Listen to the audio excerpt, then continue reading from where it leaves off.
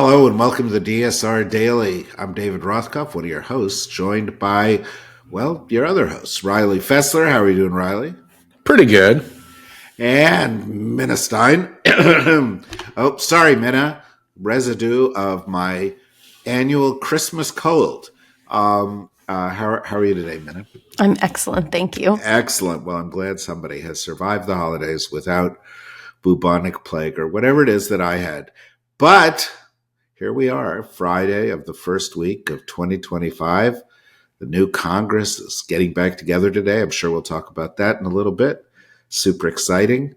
We talked about it yesterday, by the way, on our first full pod of the year with Norm Ornstein. Don't miss that. It will provide you with deep insights you won't get anywhere else. But let's kick off. Well, who's got story number one? I do, and we can talk about it right now. Mike Johnson's bid for re-election as House Speaker faces a critical test today as opposition from within his own Republican Party threatens to derail his re-election. With a narrow 219 to 215 majority, Johnson can only afford to lose one vote. Despite Trump's endorsement, Johnson's efforts to work with Democrats on Ukraine government funding have alienated both the libertarian and hard-right factions of his party. The vote will be the first order of business when the new House convenes, and if Johnson fails to secure a majority, the House will remain paralyzed. Oh, that would be awful. And then what would happen? They wouldn't be able to certify the election victory of Donald Trump. That's so funny, right? Given what they wanted to do the last time around. But, don't just take, they'll figure out some way for Johnson to get reelected. Trump will call up some people. Elon will call up some people. They'll threaten. They'll, say, that's a nice house there and wouldn't want anything to happen to it, that kind of thing. But they've got such a slim majority in the House that it's only, a vote or two and anything dies. And, this is pretty uncontroversial. Wait till we get later in the year when, Trump or some other guy in this administration says, hey, let's get rid of Medicare benefits or Medicaid benefits or job programs that help people in your district or subsidies that help people in your district. Do you think that there will be a couple of people who are going to want to vote against that since they have an election coming up in 2 years?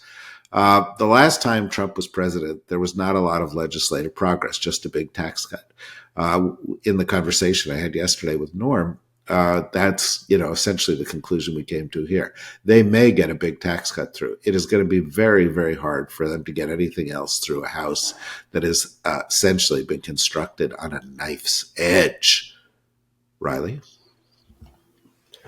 President Joe Biden has blocked Nippon Steel's proposed $14.1 billion acquisition of Pittsburgh-based U.S. Steel, citing national security concerns and a commitment to preserving domestic steelmaking capacity. The decision followed the inability of the Committee on Foreign Investment in the United States to reach a consensus on potential security risks associated with the deal. Biden, supported by the United Steelworkers Union, emphasized the importance of maintaining U.S. Steel's domestic ownership to protect American workers, supply chains, and transparency.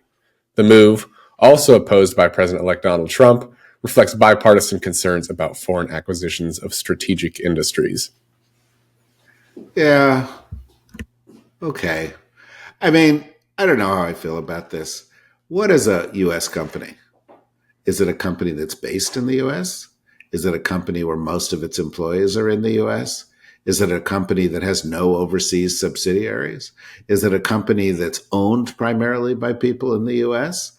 Is it a company that's dependent on the U.S. market for manufacturing or sales?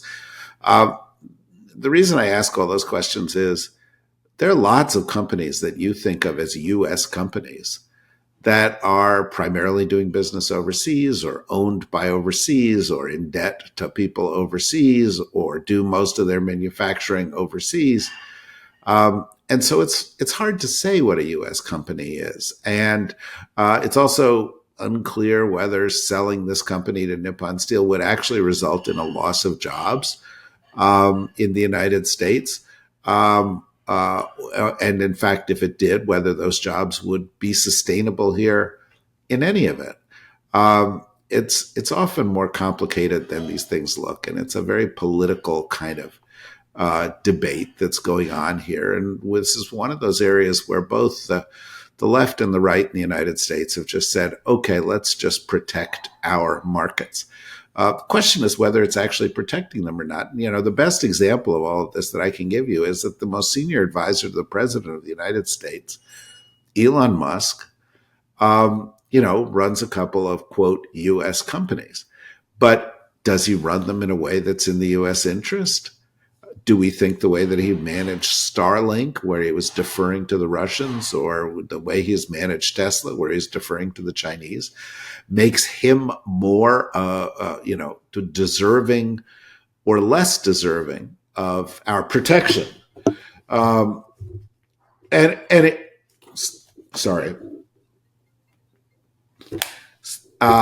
any event, I just raised this because I don't think this is black and white, and I'm not sure that it's the right policy decision. Minute.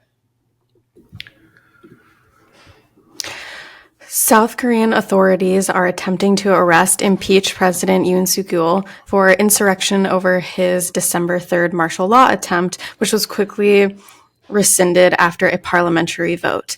Protesters have gathered outside his residence, vowing to block the arrest, while Yoon's lawyers argue the warrant is invalid. If arrested, Yoon would be the first sitting South Korean president to face criminal charges.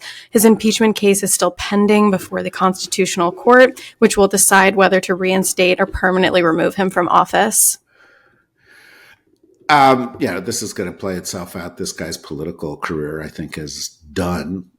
Korea's government is going to be racked with chaos and internal conflict for a while, and it's not going to be super productive.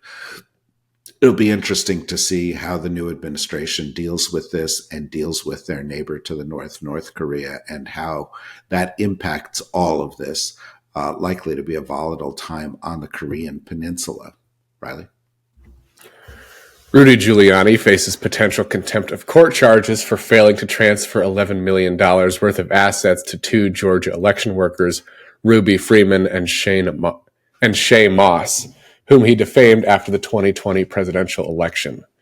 Despite court-ordered deadlines, Giuliani has stalled the handover of high-value possessions, including a Manhattan penthouse, a vintage Mercedes-Benz, Yankees memorabilia, and other items. Giuliani, citing health issues, may attend the hearing remotely, while plaintiffs' lawyers argue he continues to defy court orders. The case highlights Giuliani's legal struggles stemming from his role as Donald Trump's attorney, with additional contempt charges pending in Washington, D.C. for ongoing false claims about the plaintiffs. Do you feel bad for Rudy? I mean, it's kind of pathetic that he is at this point in his life and he's struggling like this. I mean, Minna, does your heart break? No, it does not. You are cold-hearted. Riley, does your heart break? My heart breaks for that Yankees memorabilia. How could they do something so evil and so wicked? Yeah, well, there you go. This is a person who's had his life destroyed by being loyal to Donald Trump. There are a lot of people like that. There may be more people like that. He's certainly getting what he deserves, but it is a sad story of the rise and fall of somebody who at one point was, considered a favorite to be a president of the United States. Minute. Ahead of President-elect Donald Trump's second term, many staff members at the Environmental Protection Agency are contemplating leaving due to fears of further political interference and a hostile work environment. EPA employees who felt sidelined and mistrusted during Trump's first administration worry that the incoming administration will further shrink the agency and politicize its functions, particularly through staffing changes and budget cuts. The Trump administration has signaled plans to target the, quote, deep state and potentially gut key scientific and enforcement divisions, leading to concerns over a brain drain that could hinder the EPA's ability to address critical environmental issues. Yeah, this is not a small issue here. I think there'll be a lot of people leaving the government, and there's probably going to be an effort by people around Trump to get people to leave. what does that do? Well, it hinders us in the short term, and it's not going to change the outcome of Trump policies. The question is, when Trump is out of office, how long does it take to replace them? How long does it take to replace the capacity in the United States government to do things that the government needs to do? And, Donald Trump may or may not be supportive of this, but, protecting people, making sure that water is clean or air is clean or foods are safe or drugs are safe. That's a kind of a basic thing that government does. And if we lose that capacity, it's not just going to be for the duration of the Trump administration. It'll be for years to come as we rebuild. And we've seen this happen before when there was big brain drain, for example, in the State Department. And it's taken a long, long time to replace it. So we've got to be careful about all that. By the way, just speaking of the State Department, I noticed this morning that Elon Musk had gone on an all-night long rant against the British government, accusing Keir Starmer, the Prime Minister, of being involved in, facilitating mass rape in the UK. And, this is part of his support for the far right in the UK. And I got to tell you, I can't see how somebody who is clearly the senior advisor to the President of the United States can make statements like this without them ultimately being seen as the policy of the incoming administration. And, it's one thing for Elon to be kind of gadfly billionaire owner of, a website, and to spew his, kind of crazy theories about the world. But it's another thing when he's a senior official, seen as the closest senior advisor to the President of the United States. I guarantee you, the day after Marco Rubio is approved to Secretary of State, he'll be approved pretty easily. He's going to start getting calls from people saying, is this your government's position? Do you support this? If you don't support this, then we'd appreciate it if you turn down the volume. It's going to be fascinating, and we are just a couple of weeks away from watching it happen. Obviously, the best place to get analysis on all of it is here at the DSR Network with us and all of our experts. Next week, we'll have a full week of our programming. We'll be back to usual. We'll be full of vim and vigor. And we'll be here every morning with the daily. Every day there'll be the daily blast. Each and every day you'll get some in-depth expert perspective on some matter of policy, not political food fights, but policy here at the DSR Network. And we'll try it and do it in a way that not only exposes you to great experts, but is also entertaining and worth your time. So join us here at the DSR Network each and every day.